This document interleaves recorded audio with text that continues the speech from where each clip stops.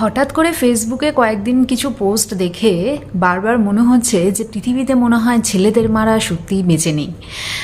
সব মেয়েরাই মনে হয় মেয়েদের মা হয়ে গেছে এবং সকাল থেকে পোস্ট পড়ছে যে আমার মেয়ে মা লক্ষ্মী হোক চাই না, আমার মেয়ে কালী হয়ে উঠুক এটা চাই।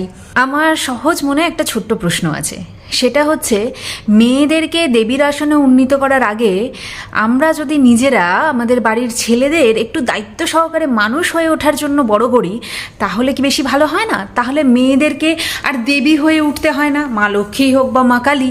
যার বাস্তবে ছেলে আছে সেও ঢালাও করে ফেসবুকে পোস্ট দিয়েছে, আমি আমার মেয়েকে বাস্তবে মা লক্ষ্মী হিসেবে না মা কালী হিসেবে দেখতে চাই।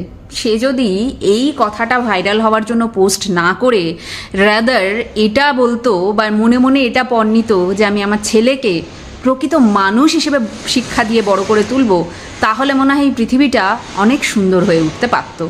আমরা মেয়েরা শুধুমাত্র মেয়েদেরকে দেবীর আসনে, চণ্ডীর আসনে, মা লক্ষ্মীর আসনে উত্তীর্ণ করতে করতে এটা কোথাও ভুলে যাই যে মেয়েদেরকে ভগবানের আসনে উত্তীর্ণ করার দরকার হবে না যদি বাড়ির ছেলেগুলোকে একটু মানুষ বানাতে পারি। দয়া করে ছেলেদেরকে মানুষ বানানোর দিকে নজর দিন। ভাইরাল হওয়ার জন্য মেয়েদেরকে দেবী বানানোর কোনো দরকার নেই।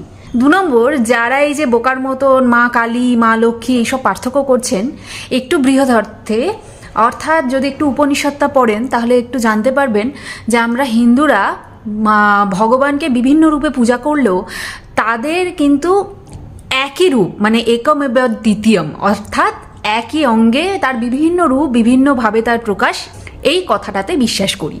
পরমাত্মাই হচ্ছেন এক এবং অদ্বিতীয়। পরমাত্মাই বিভিন্নভাবে বিভিন্ন সময় বিভিন্ন রূপে আত্মপ্রকাশ করেন।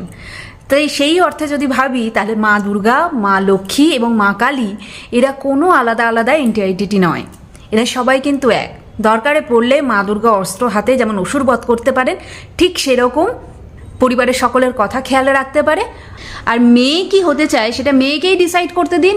মেয়ের হয়ে আমরা কেন ডিসাইড করব সে মা লক্ষ্মী হতে চায়, মা কালী হতে চায়, নাকি মানুষ হিসেবে এই পৃথিবীতে পরিচয় পেতে চায়?